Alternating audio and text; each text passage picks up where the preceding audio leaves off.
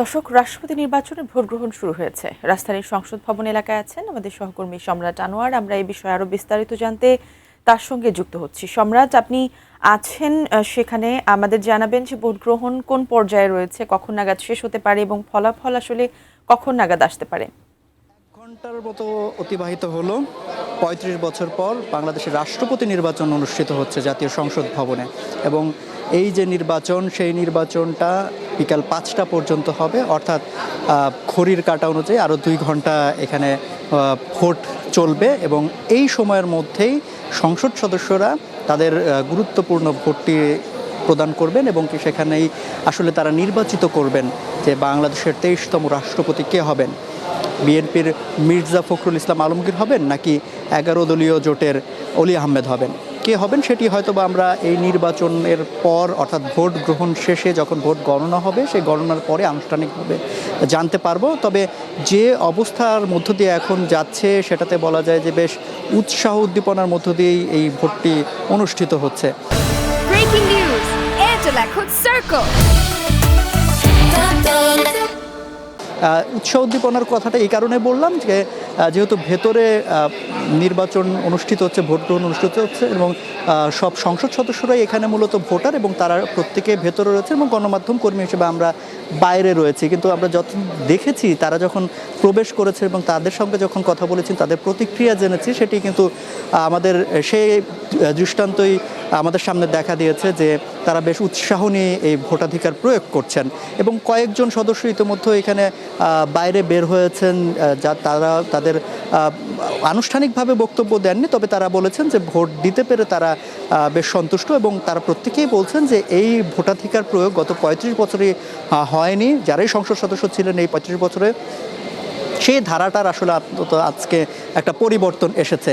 এবং যখন ২টার পর আনুষ্ঠানিকভাবে অধিবেশনটি শুরু হয়, তখন কিন্তু আমরা দেখেছি একটু আলাদা অবস্থান ছিল, এবং সেইখানে এই যে নির্বাচন, সেই নির্বাচনের যিনি দায়িত্ব পালন করছেন সিইসি এম নাসিরউদ্দিন, তিনি কিন্তু প্রথমেই শুরুতে আর কি ভোটের যে নিয়মাবলী, অর্থাৎ যে সংসদ সদস্যরা এখানে ভোটাধিকার প্রয়োগ করবেন, আপনারা জানেন যে ৩৫০টি আসনের মধ্যে একটি আসনে প্রার্থিতা অবৈধ ঘোষণা হয়ে যাওয়ার পর আমরা এখন ভোটার পেয়েছি ৩৪৯ জন, এবং এই ৩৪৯ জন ভোটারের মধ্যেও মির্জা আব্বাস যেহেতু চিকিৎসাধীন অবস্থায় বাইরে রয়েছেন, দেশের বাইরে রয়েছেন, এবং সে কিন্তু তার ভোটাধিকার প্রয়োগ করতে পারছেন না। অর্থাৎ এই ৩৪৯টা ভোট হলেও আজকে অন্তত যদি সবাই ভোট দেন, তাহলে হয়তো বা ৩৪৮টি ভোট হবে, এবং এই যারা উপস্থিত হয়েছেন তাদেরকে শুরুতেই এই নির্বাচনের যে নিয়মাবলী, কিভাবে ভোট দেবেন, সেই নিয়মগুলো এখানে সিইসি প্রধান নির্বাচন কমিশনার এখানে তাদেরকে ব্যাখ্যা করে দেন। এবং যেটি আমরা দেখেছি যে মূল যে ব্যালট বাক্সতে এই ভোটাররা তাদের ভোটাধিকার করবে, সেটি একদম সংসদের যে অধিবেশন স্থল আছে, সেই অধিবেশন স্থলের মাঝখানে রাখা হয়েছে, এবং সেখানেই তারা ভোট দিচ্ছেন। এবং যেটি আমরা শুরুতে দেখেছি যে নিয়মাবলী বলে দেওয়ার পরে আনুষ্ঠানিক ভোট শুরু হয়, কিন্তু এই যে আমাদের ভারপ্রাপ্ত রাষ্ট্রপতি হাফিজউদ্দিন আহমেদ বীর বিক্রম, তিনি একদম তার ভোটাধিকার প্রয়োগের পর মূলত এই ভোট গ্রহণের প্রক্রিয়া শুরু হয়। তারপর একে একে ভারপ্রাপ্ত স্পিকার, তারপর বিরোধী এই সরকার দলীয় অর্থাৎ জাতীয় সংসদের নেতা অর্থাৎ বিএনপির চেয়ারপারসন এবং প্রধানমন্ত্রী তারেক রহমান তার ভোটাধিকার প্রয়োগ করেন, এবং তারপর আমরা দেখেছি যে বিরোধী দলীয় নেতা সহ অন্যান্য যে সংসদ সদস্যরা আছেন তারা তাদের ভোটাধিকার প্রয়োগ করেন। এবং সেখানেও আমরা দেখেছি যে বেশ সৌহার্দ্য একটা বার্তা আমরা সেখানে ছড়িয়ে পড়তে দেখি, এবং যখনই তারা ভোটাধিকার প্রয়োগ করছেন, তারপরে তারা কিন্তু অন্যান্য যারা সংসদ সদস্যরা আছেন তাদের সঙ্গে হেসে খেলে তারা বলা যায় যে কথাবার্তা বলছেন, তাদের সৌহার্দ্য বিনিময় করছেন। এবং একই সাথে আমরা দেখেছি যে মির্জা ফখরুল ইসলাম আলমগীর, অর্থাৎ বিএনপির যিনি রাষ্ট্রপতি প্রার্থী, তিনিও কিন্তু তার ভোটাধিকার প্রয়োগ করেছেন, যেহেতু তিনি সংসদ সদস্য।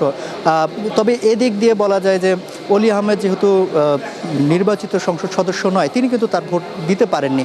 তো যখন এই একজন প্রার্থী অর্থাৎ মির্জা ফখরুল ইসলাম আলমগীর তার ভোটাধিকার প্রয়োগ করেন, তারপরে কিন্তু তিনি ভোট দেওয়ার পরপরই তারা তিনি তার দলের যে সংসদ সদস্যরা আছে তাদের কাছে চলে যান, তাদের সাথে কুশল বিনিময় করেন। ঠিক একইভাবে আমরা দেখেছি যে বিরোধী দলের যে সংসদ সদস্যরা রয়েছেন উপস্থিত, তাদের সঙ্গেও কিন্তু তিনি গিয়ে কুশল বিনিময় করেন। অর্থাৎ এই যে একটা সৌহার্দ্যমূলক পরিবেশ, সেটি কিন্তু বাংলাদেশের রাজনীতিতে বেশ বলা যায় যে নতুন। এবং নির্বাচন যখন চলছে তখন প্রার্থী নিজেও ভোট দিচ্ছেন এবং তিনিও অন্যান্য নিজের দলের প্রার্থী যারা ভোটার রয়েছেন তাদের সঙ্গেও কথা বলছেন, আবার ঠিক একইভাবে খোঁজ খবর নিচ্ছেন বিরোধী দলের অর্থাৎ প্রতিদ্বন্দ্বী যে ভোটাররা রয়েছে, প্রতিদ্বন্দ্বী দলের যে ভোটাররা রয়েছে তাদের সঙ্গেও কিন্তু কথাবার্তা বলছেন। তো এই যখন পরিস্থিতি ভিতরে চলছে তখন আরও 2 ঘন্টা আছে। এই 2 ঘন্টার মধ্যে যাবতীয় ভোটগুলো হয়তো কাস্টিং হয়ে যাবে এবং তারপরে আনুষ্ঠানিকভাবে বিকাল 5টার পর ভোট গণনা শুরু হবে। এবং সেই গণনা যখন আনুষ্ঠানিকভাবে শুরু হবে তখন সেটি গণমাধ্যমে লাইভ সম্প্রচার করা হবে বলে গতকালকেই এই জাতীয় সংসদের চিফ হুইপ জানিয়েছিলেন। এবং সেটি আমরা আজকেও দেখেছি, যখন ভোটটা আনুষ্ঠানিকভাবে শুরু হয় তখন কিন্তু এটি সরাসরি সম্প্রচার করা হয়েছিল, তারপরে মাঝখানে একটা বিরতি দেওয়া হয়। তো আনুষ্ঠানিকভাবে এটি ছিল ভোটের যে ভিতরের পরিবেশ, অর্থাৎ সংসদের ভেতরে যে ভোট চলছে সেখানকার পরিবেশ। আর যদি আমি এইখানে শুরুর দিকের কথা বলি, অর্থাৎ 2টার দিকে থেকে যে ভোটটা শুরু হয়েছে তার আগে, অর্থাৎ ভোটকে কেন্দ্র করে যখন সংসদ সদস্যরা এই জাতীয় সংসদ ভবনে উপস্থিত হন এবং তারা যখন ভেতর প্রবেশ করতে, তখন কিন্তু তারা গণমাধ্যমের কাছে তাদের প্রতিক্রিয়া ব্যক্ত করেছেন। এবং সেখানে বেশ এক একজনের মতামত আমরা এক এক রকম পেয়েছি। তবে সামগ্রিকভাবে যদি বলি, একটা বক্তব্যে তারা সেটি হচ্ছে যে গণতান্ত্রিক যে অগ্রযাত্রা শুরু হয়েছে, আওয়ামী লীগ সরকারের পতনের পর যে গণতন্ত্রের বলা হচ্ছিল যে গণতন্ত্রের ধারা আবার সূচনা হয়েছে, আবার পুনঃস্থাপিত হয়েছে, সেই ধারাটা এগিয়ে নেওয়ার যে প্রয়াস, সেই প্রয়াসের আরেকটি ধাপে পৌঁছালো বাংলাদেশ আজকের এই নির্বাচনকে উপলক্ষ করে। সেই বিষয়টি কিন্তু সরকারি দল এবং বিরোধী দলের যে সংসদ সদস্যরা রয়েছেন তারা প্রত্যেকেই ব্যক্ত করেছেন। আবার একই সঙ্গে যারা বিএনপির যেহেতু এখানে 2/3 ভোট পেয়ে তারা নির্বাচিত হয়েছেন এবং তাদের সংসদ সদস্য সংখ্যাও কিন্তু এখানে বেশি, আর 70 অনুচ্ছেদ যেটি এই নির্বাচনে সবচেয়ে বেশি আলোচনায় ছিল, সেটি যদি বিবেচনার কথা বলি তাহলে সবাই বলে রাখছে যে নির্বাচনের ফলাফল কি হতে যাচ্ছে সেটা কিন্তু পূর্ব নির্ধারিতই অনেকটা। সেক্ষেত্রে হয়তো বা বিএনপির যে প্রার্থী অর্থাৎ মির্জা ফখরুল ইসলাম আলমগীর, তিনি হয়তোবা এখানে নির্বাচিত হয়ে আসবেন। এবং সে বিষয়ে আসলে প্রশ্ন করা হয়েছিল স্বরাষ্ট্রমন্ত্রীকে, তিনি যখন ভেতরে যান গণমাধ্যমের কাছ থেকে প্রশ্ন করা হয়েছিল এবং তিনি একটি কথা স্পষ্ট করেছেন, যেটি হচ্ছে যে সামনে অর্থাৎ ভবিষ্যতে পরবর্তী যখন নির্বাচন হবে, রাষ্ট্রপতি নির্বাচন করা হবে, তখন যদি প্রার্থীরা চায় এবং সংবিধান যদি সংশোধন করা হয় কিংবা পরিবর্তন করা হয়, সেক্ষেত্রে হয়তোবা এখানে 70 অনুচ্ছেদে একটা পরিবর্তন আনা হতে পারে। আর সেটা যদি সম্ভব হয় তাহলে হয়তোবা পরবর্তী সময়ে এই যে প্রার্থী যারা ভোট দেবেন তারা নিজ দলের প্রার্থীর বাইরেও কিন্তু তারা ভোট দিতে পারবেন। আর এখন যেহেতু অর্থাৎ আজকের নির্বাচনে যেহেতু সংবিধান কোনো ধরনের পরিবর্তন কিংবা সংশোধন করা হয়নি, সেহেতু 70 অনুচ্ছেদটি বহাল রয়েছে এবং সেক্ষেত্রে প্রত্যেক ভোটার তাদের দলের দলের যে প্রার্থীরা রয়েছেন তাদেরকেই ভোট দেবেন। এবং সেক্ষেত্রে সেটাই যদি হয় তাহলে এটা নিশ্চিতভাবে বলা যায় যে নির্বাচনে হয় জয় লাভ করবেন মির্জা ফখরুল ইসলাম আলমগীর।